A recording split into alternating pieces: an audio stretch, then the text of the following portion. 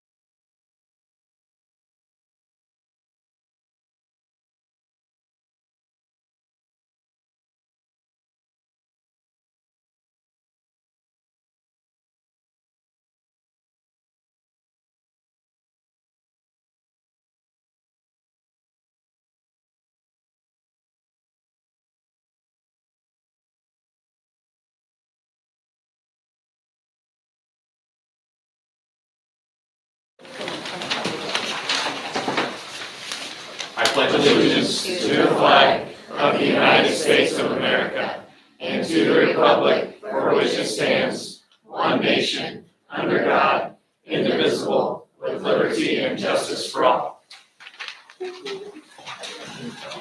Good evening, everyone. If you've got a cell phone on you, if you would be kind enough to please either turn it off or silence it during the course of the meeting, that would be terrific. Also, for those who wish to address the board during the non-agenda visitors portion of the agenda, there are slips out in the room just outside of the board room here. So you'd be kind enough to simply just fill out one of those just to let us know who you are, so I know to call on you when we get to that point in the agenda. So with that, Mrs. Paul.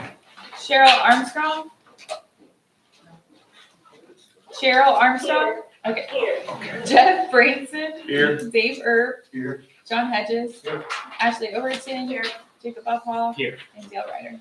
Here. For the Captain Obvious moment, Board Member Armstrong is joining us by phone. She's got a cough, she's not feeling well, and decided not to spread that joy with the rest of us. Cheryl, thank you for that. Let's go ahead and dive into the agenda. We will start with item 2.1A, recognition of some very special people. First of all, and I'm going to ask these people to stand and give a speech. No, not the speech part, but they are going to stand, please. Diana East. Deanna East, would you stand, please, Deanna? Deanna, ladies and gentlemen, is the winner of the Illinois State Board of Education Award of Excellence. I don't know how many people get this, but I think it's very, very few. And they're stingy about that, and that's for a reason. And so, Deanna, we want to, on behalf of the board, I'd like to extend my heartfelt congratulations. But more importantly, thanks to you for the work that you do.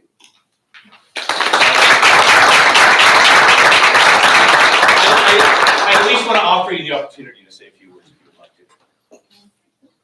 You know, I feel really honored and humbled by my student who nominated me, and that's why we do it for kids.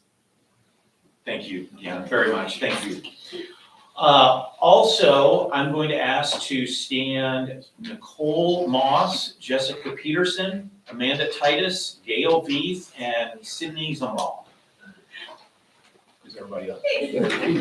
Okay. All of these individuals who are standing received the Illinois State Board of Education Award of Special Recognition. Once again, something that's not given out freely. People are nominated for this. They scrutinize the applications. I remember from my days at Springfield how that counted. And these are very deserving nominees. So congratulations to you all again on behalf of the board. Thank you for the work you do. Would anyone like to say anything? You can nominate someone. On behalf of our group, we're good. Okay, congratulations.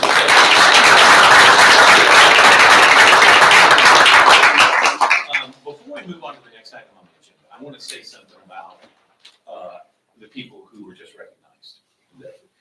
They are an outstanding sampling of the outstanding staff that works in this district, but they're just a sampling.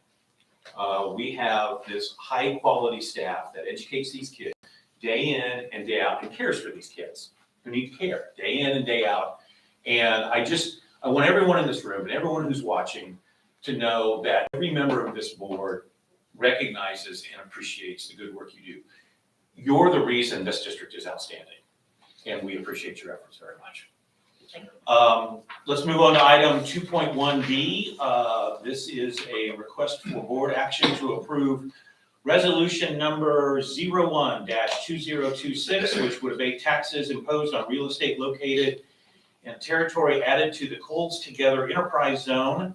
And here to talk to us about that is Mr. William Hickey. Mr. Hickey, welcome. And yeah, just go right up and take a show over. Thank you so much. Members of the board and ladies and gentlemen in the office, thank you all for giving me some time today. So what I wanted to go over was the resolution that we are proposing is for tax abatement on residential projects. So to give you some history, The enterprise zone is a state certified program that essentially encompasses a parcel, and within that parcel, we are allowed to give tax incentives for what were commercial and industrial projects, as well as retail. With this resolution that we are passing, to give some history on why we're doing that. If you have gone along Route 16 lately, I'm sure that you have seen the brand new hangar that has gone up at the airport. It is almost complete now. They're filling on the inside. But that has been a really exciting project. When we first started the enterprise zone application to give tax incentives for that project, we called up the state and said, hey, we'd really like to put this project in. Typically, the way an enterprise zone works is you have to take land out of the enterprise zone to add land into it. You're only designated a certain amount of acres. When we called the state, they said, well, you don't really need to flip anything out. You've got about 3,100 acres undesignated that you can go ahead and lay down across the county. So we put together an advisory council. We started meeting with, Tim has been part of our board of directors. This has been a project that we've been working on for quite a while, and Tim has been an integral part of getting this off the ground. When we started expanding, we met with all the municipalities and we met with landowners. These are private and publicly owned parcels. We met with them, we said, hey, are you interested in getting your land on the enterprise zone? Are you interested in having that developed? These landowners have said yes, and as such, we started encompassing these properties here in yellow and pink. The ones in yellow are parcels that are already existed in the enterprise zone, and these ones in pink here are additions. With this resolution, we are putting more parcels in Mattoon, Charleston. Oakland is expanding, and for the first time now, Ashmore is now included in that enterprise zone. So this enterprise zone is currently administered by Coles Together by Dr. Soche and I. So as part of the tax incentives that we give for this, there's three main portions. The first one is the property tax abatement. So for residential projects, we're looking at a 5-year abatement schedule. That would not give them an abatement on the property taxes in total. They would still pay property taxes on the land, but they would be abated from the increased evaluation of that property due to the new residential project. These would be for single-family owned homes. The second incentive that we'd be able to provide is the sales tax exemption certificate. So what this does is it exempts sales tax on building materials so long as they are permanently affixed to the structure. That can save 7.5%, 8.5% on a project, just depending on what you're doing, and that savings really starts to add up. The third one that we're going to be adding, and we've talked with the municipalities about this, is to waive the permit fee for building those residential projects. And then this is just the abatement schedule that we have. So currently for industrial, it's a 10-year. Commercial and retail is a 3-year, but it's a declining schedule. Starts at 100, goes down to 75 year 2, and then 50% on year 3, and then it's back full on the tax roll. And I have printouts if anyone would like a handout of this, but this is basically just kind of a breakdown of what you could be saving for a $150,000 home. By the end of the day, you could be saving over $20,000 on it.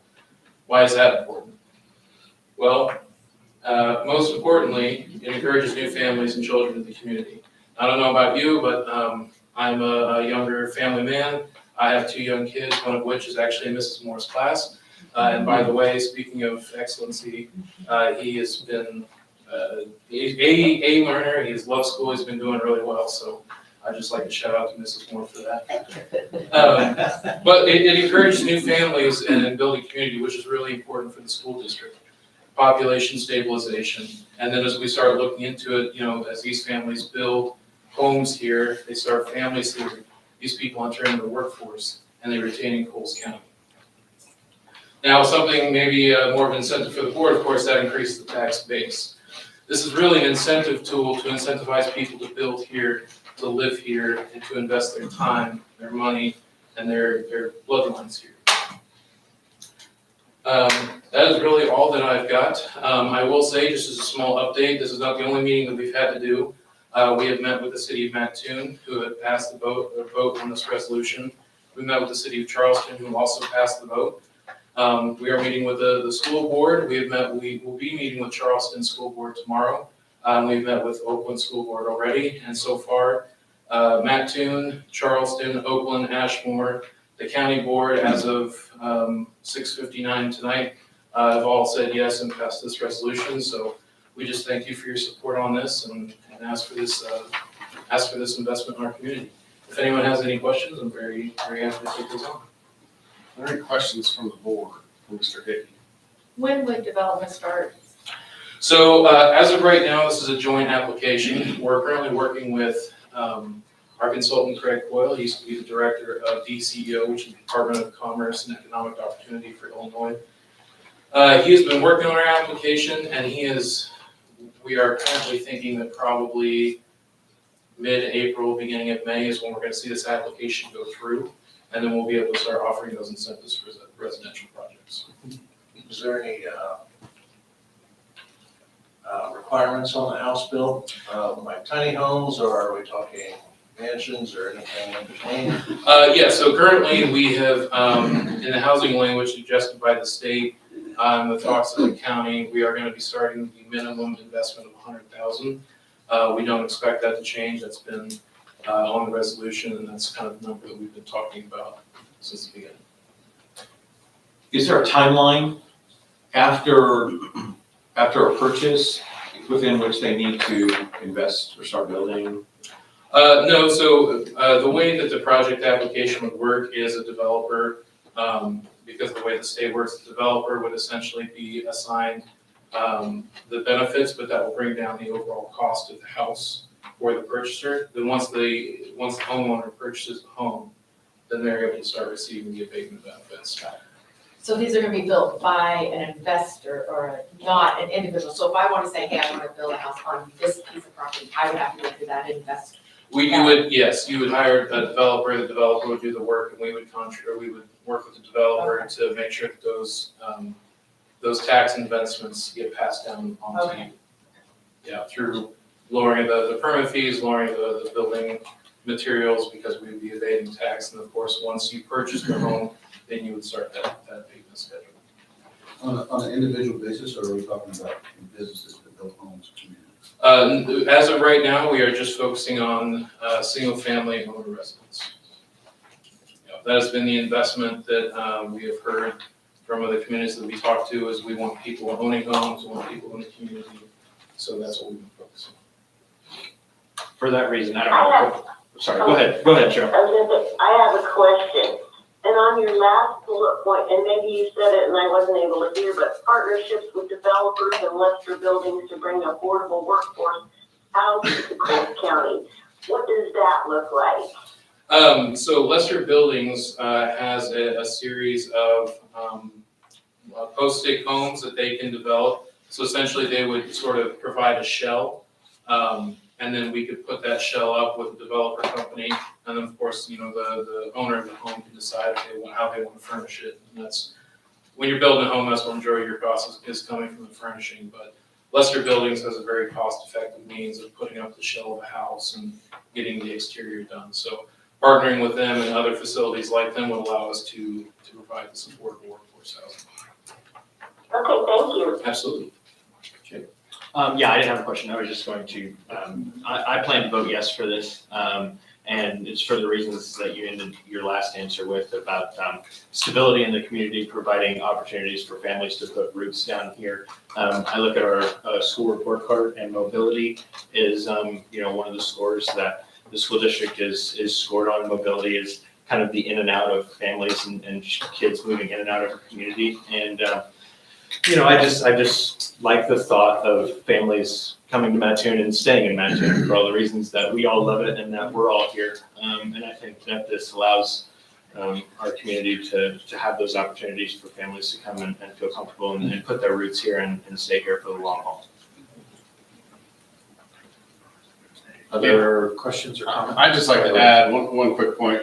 You pointed this out, William, and I appreciate you doing so, but I think this benefits everyone. Just to touch on this, the expansion, the expansion of the tax base ultimately provides an opportunity for lower tax rates to be cast across the taxing bodies and the taxing entities. So as you think about development, as the ship rises, more people are contributing to that. So I think this is a key point that kind of echoes what Jake's saying, and I think it's something that our team has been discussing for years, and I'm appreciative that now the Coles Together, as well as the city of Mattoon, are starting to put together an action plan to develop housing that has been an issue in our community for quite some time. I mean, we've heard it from new staff that move in. They can share stories with that have not been able to land in Mattoon and have landed in surrounding communities. Not disparaging any of that, but to the point that we want them to live in our community if at all possible. So another key piece, and I look out here at Mr. Leffler, who served as a former board member, that has changed in time has been our reliance upon property tax dollars. And that has shifted with some other revenue sources that we're starting to see, including the 1% sales tax. So that is why what has previously been a denial from the school board at the time of a request for an enterprise zone back in 2011 is now why you're hearing from our administrative team that we're supportive of this. So I think shifting, where things were 15 years ago to where things are now, make this a more appealing opportunity to be able to support the great work that's occurring. So thank you. Other questions or comments? Mr. Hickey, thank you for the presentation. If not, is there a motion to approve resolution number 012026 as been presented? Yes. Motion by Jacob Uphoff. Is there a second? Second, Dave Earp. Any discussion on the motion? Kelly? Branson, Yes. Earp, Yes. Hedges, Yes. Overton, Yes. Uphoff, Yes. Armstrong, Yes. Ryder. Yes. Mr. Hickey, thank you again. Thank you. Item 3 on the agenda, the consent agenda. It does require board action. These are the items on the consent agenda. Item 3.1, under approval of minutes. Item 3.1, the regular board meeting minutes of February 10th, 2026, as well as the executive session meeting minutes of the same date. Under payment of bills, the presentation of the bills for approval, the monthly financial reports by fund, and the budget to actual report. Item 3.3, approval for membership in the Illinois High School Association and the Illinois Elementary School Association. Item 3.4, approval of the 2026 summer school for grades K through 12. Item that includes Jumpstart Elementary Summer School, the Mattoon Middle School Summer School, and Mattoon High School Summer School.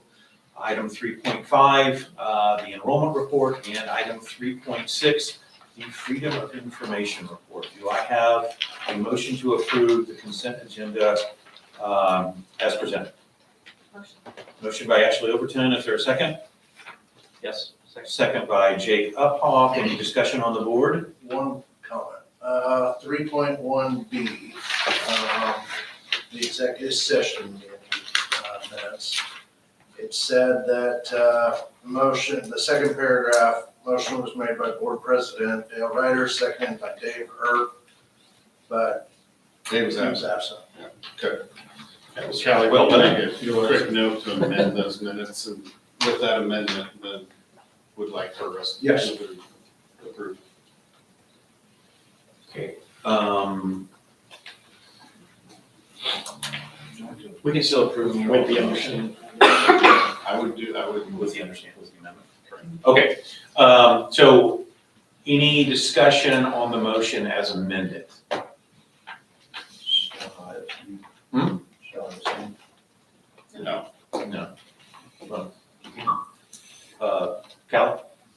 Earp, Yes. Hedges, Yes. Overton, Yes. Uphoff, Yes. Armstrong, Yes. Branson, Yes. Ryder. Yes. Item 4, reports and recommendations of the business manager, Mr. Gear. All right, so we're gonna start off with some housing. Keep that theme. We are getting close to our building trades house, coming to a conclusion here towards the end of the school year, which is hard to believe. And, so, the board, approved the selection of Kingdom Century 21 the last 2 years to list the house and sell it for us. We received multiple offers both times we've done this, utilizing this process. This year's house is located at 1105 Meadowbrook Court, which is just southwest of the high school. And the recommended minimum price for the house is $275,000, which has been the same minimum price that we've had the last 2 years as well. So state statute says the house must be listed for 14 days if you're gonna list it for a minimum of 14 days with a realtor, a maximum of 120 days, and the maximum sales commission can be 7%. So that's all ISB state statute. So we've gone with Kirk Swinson the last couple years, it's been very successful. He's handled we've had multiple bids and multiple offers on the houses.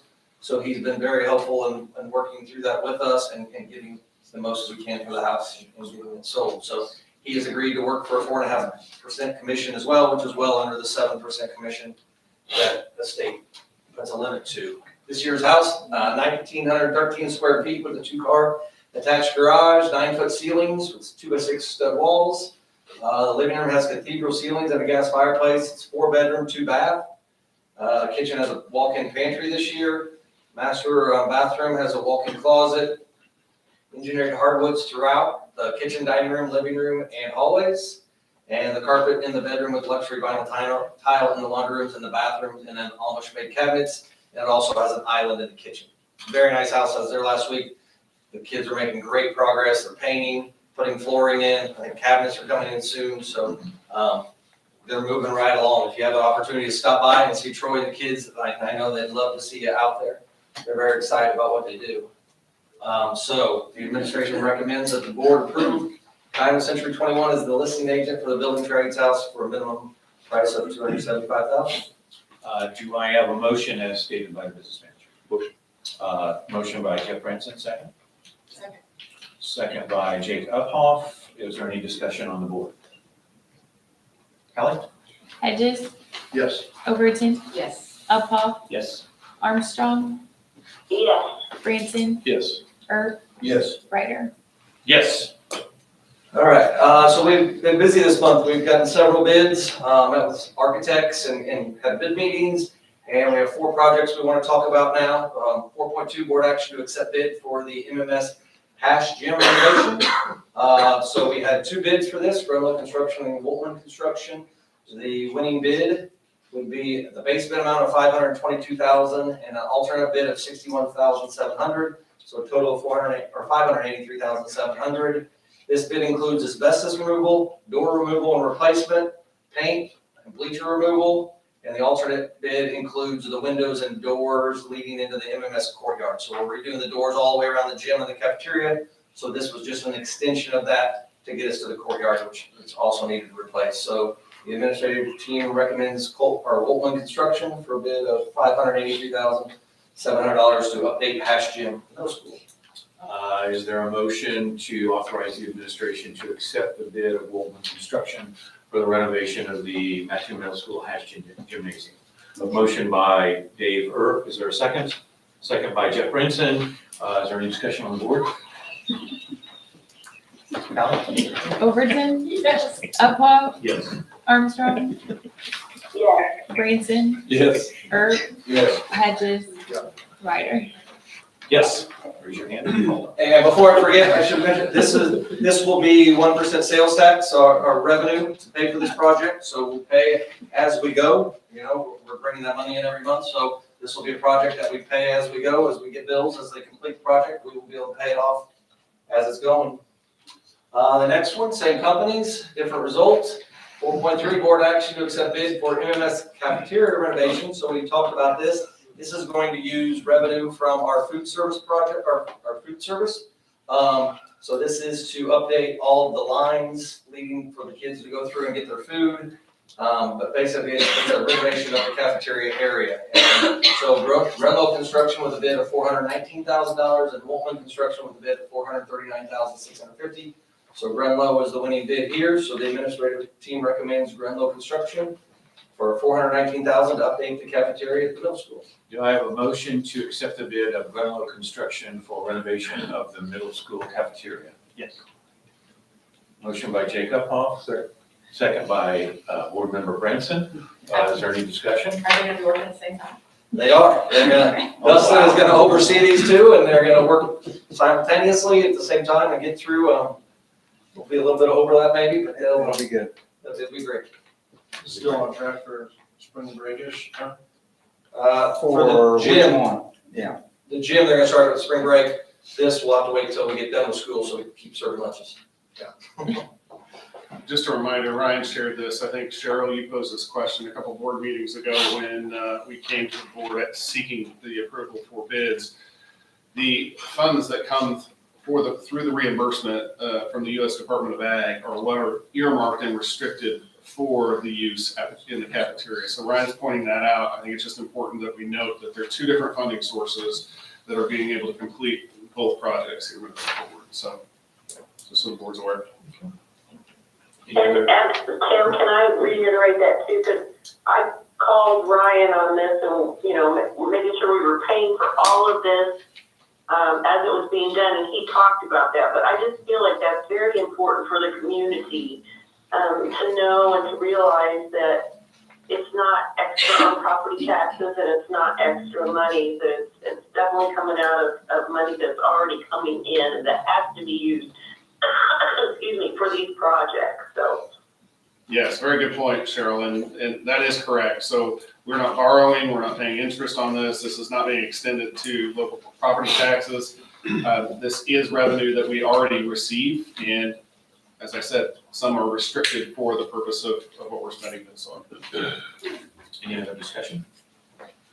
Okay, we have a motion and a second to approve the Grunlow bid. Kelly? Uphoff, Yes. Armstrong, Yes. Branson, Yes. Erb, Yes. Hedges, Yes. Overton, Yes. Ryder. Yes. All right, 4.4, board action to accept bids for the MMS roof replacement, and I did a picture this time, so last time I didn't have this. So we are talking about a base bid and an alternate bid here as well. The base bid would be the red area, which is, the blue is the Wildcat Gym, the red is the kind of the entryway, and then the hall down past it, that's the custodian's room. So the base bid is for the red area, the alternate bid is for the blue area. We had 4 different companies place bids, and the winning bid was Blue Line Roofing and Exteriors with a base bid of $228,865 and an alternate bid for the gym of $200,000. So with a price of $428,865, we recommend doing both projects. We're gonna have the roofing crew there, we might as well get them both done. And so the administrative team recommends the approval of Blue Line Roofing and Exteriors to replace the roof at Matthew Middle School. Any questions for Mr. Gear on this? Reasonable days for. It's gonna be a busy summer at the middle school. They will start right when school's out, and we're gonna have several different crews there working on several different projects. We're excited. 20 years. Where's Blue Line? Peoria. Any other questions? Okay, do I have a motion to approve the bid of Blue Line Roofing and Exteriors, the total bid of $428,865 to replace the roof of the Mattoon Middle School? There is a motion by John Hedges. There is a second by Dave Earp. Any further discussion? Kelly? Armstrong, Yes. Branson, Yes. Erb, Yes. Hedges. Yes. Overton, Yes. Uphoff, Yes. Ryder. Yes.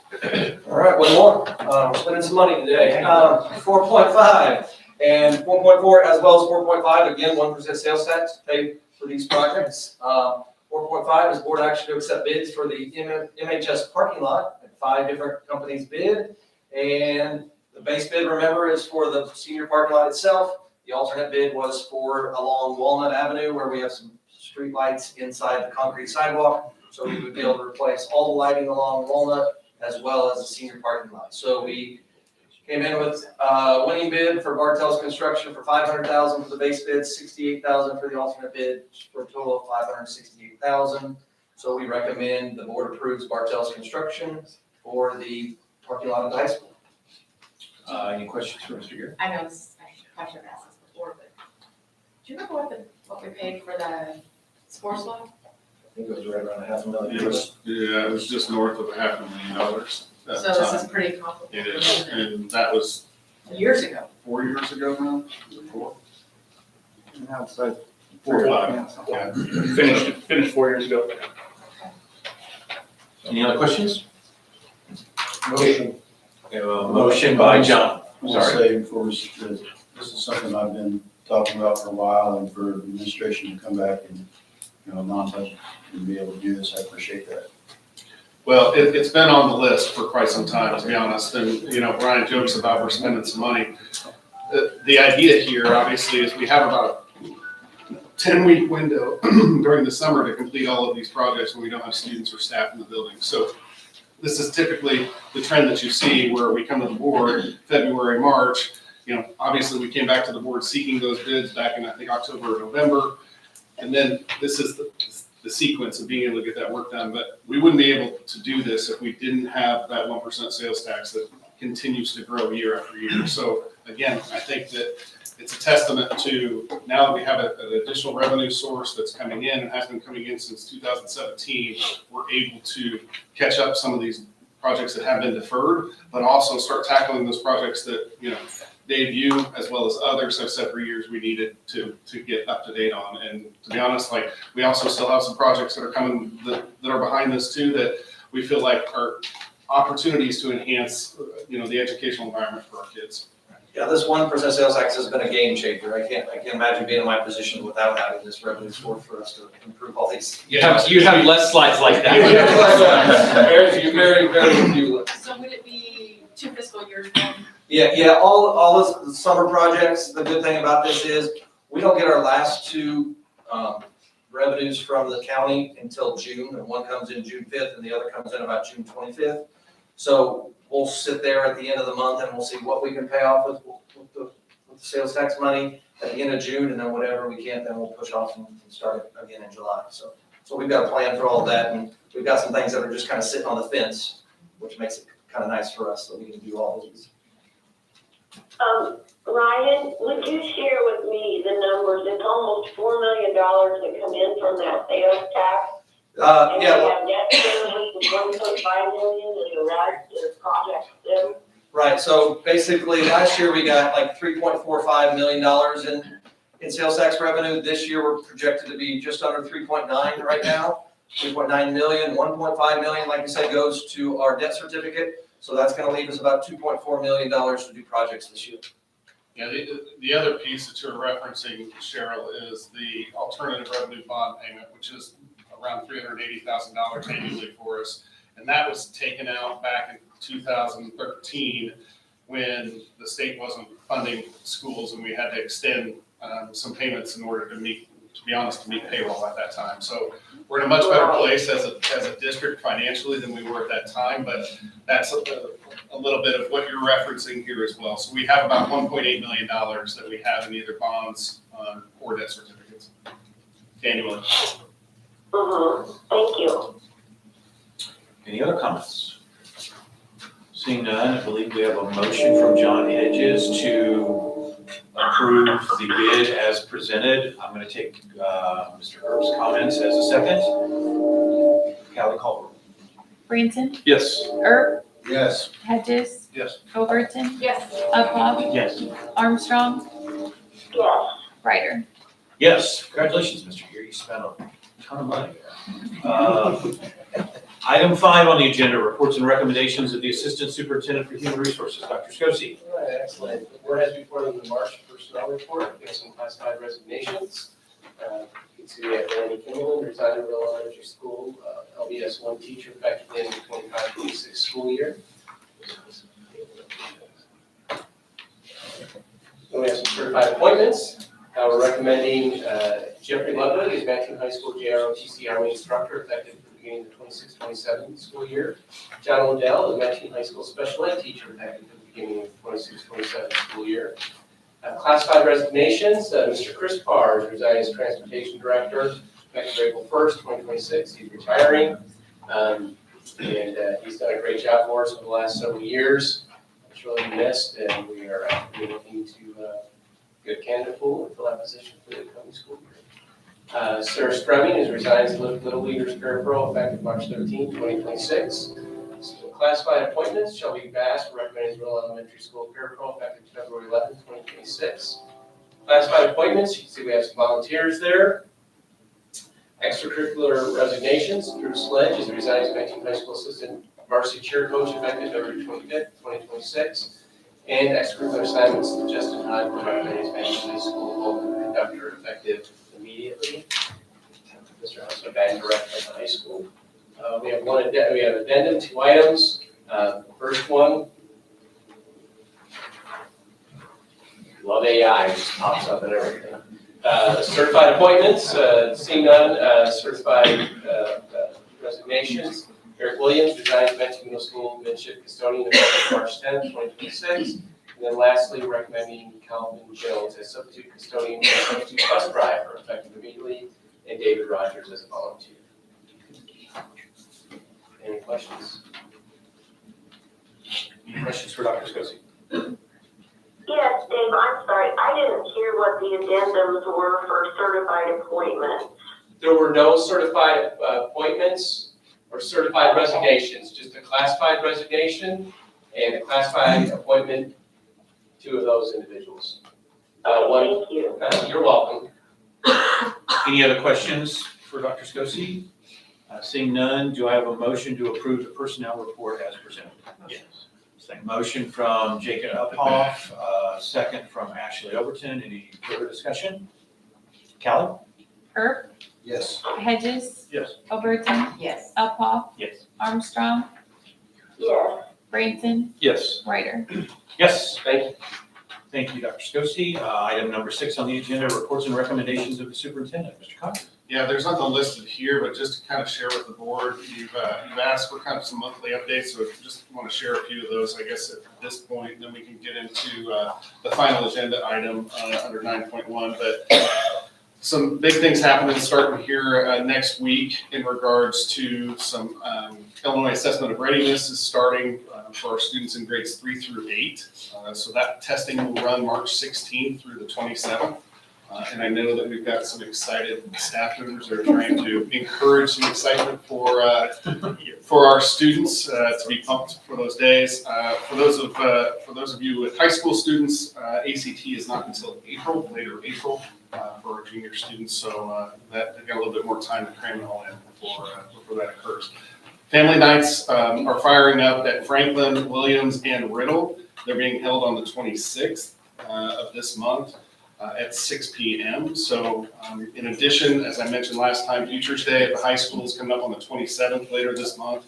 That's a great opportunity. If you haven't seen that in action, kids I think take advantage of the networking that can happen, as well as just being exposed to different opportunities. And would encourage board members, if you're available, to swing over on the 27th to see that in action.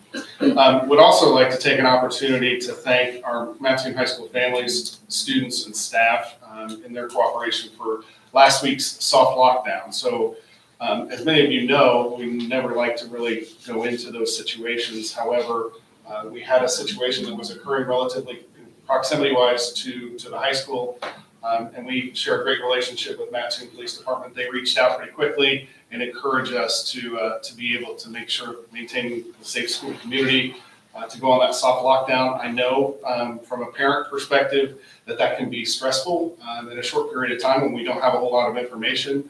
Just want to take an opportunity to extend our gratitude and your appreciation for trusting us during those 25 minutes, I think is what it took for that soft lockdown to occur.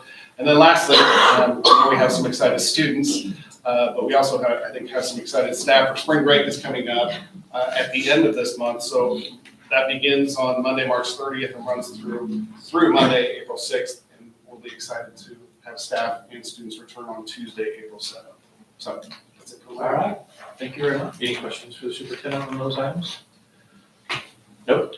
Okay, we are going to slide down to item 9 on the agenda, the next item that has substantive business. Do you want to undertake? I can at least kick off some of this discussion. So over the course of the last year and a half, it's the topic of our board meetings, why they're consistently held on Tuesday nights has come up. But I think more importantly, one of the things before we step into our annual tradition of the board is to set next year's calendar for school board meetings. We typically do that and seek board approval in April. So I would just like the board to have some discussion, some guidance around the possibility that has been presented by a few board members, also has been shared with our administrative team about the time in which board meetings are held. There's been some, traction around the idea of moving board meetings up an hour to a 6 PM start. But I guess from a personal perspective, it makes no difference for us or our administrative team. So I'd just like to hear from the board's perspective, a 6 o'clock start versus a 7 o'clock start. I think some of the advantages I've heard from that is we do have staff that stick around for meetings, after school. So they're just waiting for that meeting to start. So I think there would be some encouragement around moving that to 6 o'clock if that's possible. But typically that, again, makes no difference from our administrative team on when we start those meetings. So would encourage the board to kind of give us some direction on what would you like to see. And if you'd like to change dates of when board meetings are held, it's traditionally been held on the second Tuesday of the month. Again, that continues to work, but open to suggestions if we need to look differently. Okay, I'll kick this off. I like the Tuesday. We're not gonna do it on Monday. It doesn't feel like. Friday night. There's enough Monday. Right. It's gonna be a Friday night, so that leaves just these 3 days. I'm perfectly comfortable with the Tuesday night. I'm one of the board members that he referred to. I would like to see the meeting move from 7 to 6. And this is my experience, and I'm going to invite not just the board members, but anyone seated out there to comment on this as well, because you're the people commenting. 7 o'clock feels like an awkward time to me. It's not enough time for me to leave the office and go home and really do something, make dinner, do something like that, or whatever. And so at 6 o'clock just feels like an easier time. You're just easing out of your professional day and going right into the meeting. That's me.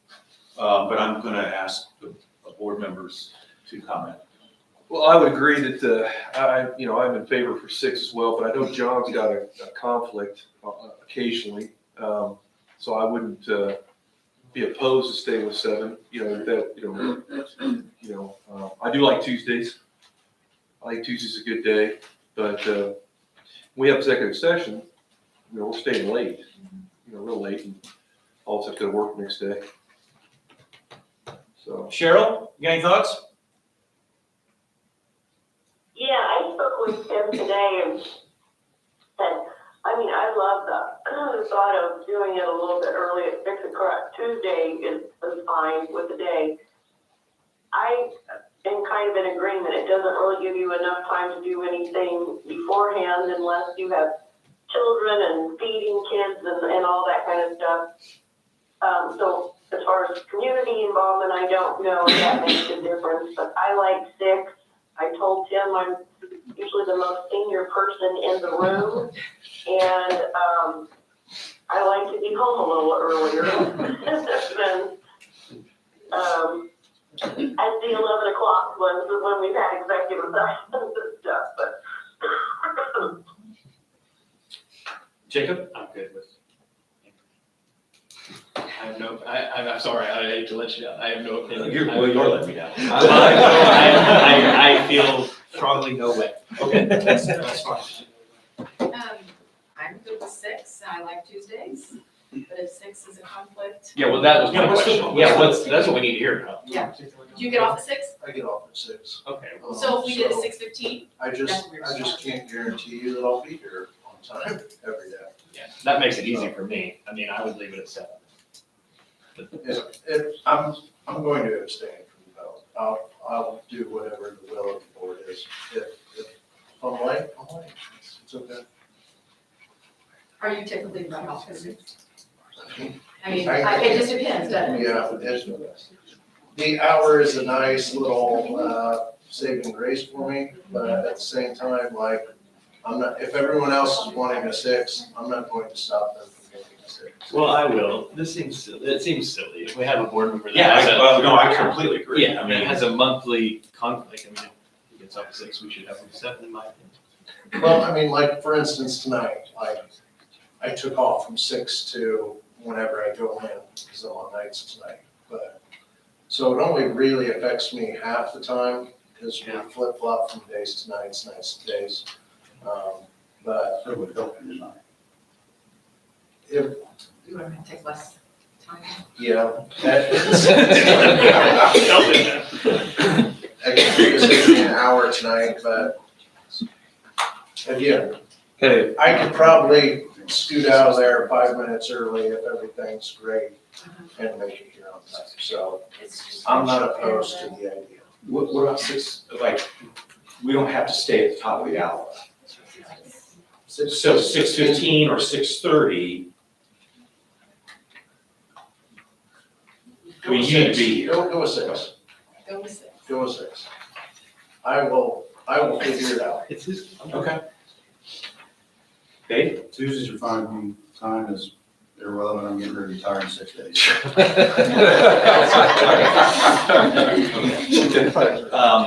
Any thoughts from anyone here? I mean, a little bit earlier gets you home a little bit earlier, I Yeah. agree. But I also see, I know that you don't want to push against this, but you're a part of the board and I think I they am would not like you part to of be the here. board, but I'm not dug in to Right. the idea. But I don't think a 6:30 start is awkward either. I think when you guys we have kids come and present all the time too, whether they're little elementaries or whatever. And so anytime practice is typically over by then, by six, we're done at high school. So 6:15, 6:30 is fine. And then you get your littles home just a little bit earlier. Get there earlier. I'm not going to hang it up because 6 o'clock is my time. Good enough for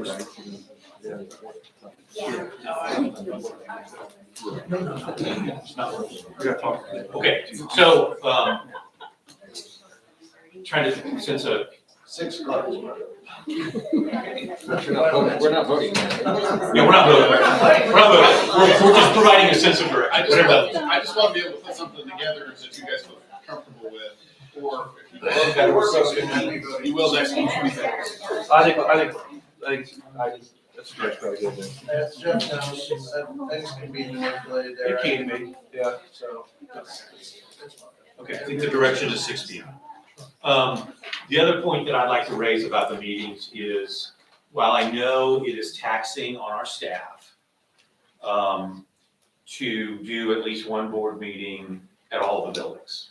I think that's important. I think it's important for the board members. I think it's important for the public as well. So are we good with that? I need to work with our building principals on what months would best align for them, but, give me some time to be able to maybe work that out with them, but, yeah, I think any time that we can get community into different buildings across the district, it's really valuable for them to see what's happening, and to be honest, it is labor intensive, right, because it's just shifting what we're doing, but I think it's worth the shift in order to, and we have kids that love it, and you come to their school and they want to share all about it, so I think it'd be good. I think that's something good to do, maybe like every other year. If we skip this year, we did last year, and maybe just like every other year, do something like that. Sure. Can you help set that up? You got 2 or 3 guys on there. Strong backs.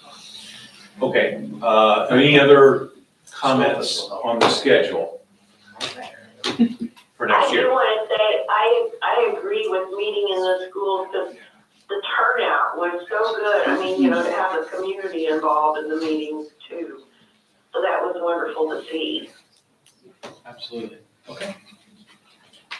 Any other details that you So want us to? I'll work with you on putting something together on the meeting times, and I'm hearing it kind of unanimous, although this isn't asked for a vote, just discussion, unanimous Tuesdays, 6 o'clock works, and look to rotate our meetings. Got it. All right. Thank you to the staff for the work to make that.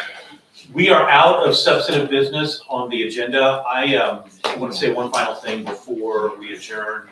Unless you've been living off of the planet in the last 2 weeks, you're well aware that the young men and women who wear the uniforms of the armed forces have, for the last couple of weeks, been engaged in an armed conflict over in the Middle East. And I think sometimes it's easy for us to think of that as a world away. And the bottom line is, I'll guarantee, I don't know who they are exactly, but there are young men and women who come from this area. who are one way or another engaged in that. And so my ask would just be that sometime this week, you set aside a little time and give some thought, or maybe a prayer, protection and support for those young men and women as long as this lasts. So with that, Cheryl, it wasn't the same without you. Feel better. Do I have a motion to adjourn? Motion from Ashley Overton, is there a second? Yeah. Second from Jacob Elpaul. Calvin? Hedges, Yes. Overton, Yes. Uphaul, Yes. okay, Armstrong, Branson, Yes. and Erb. Thank you, Cheryl. Thank you, everyone. Have a good evening.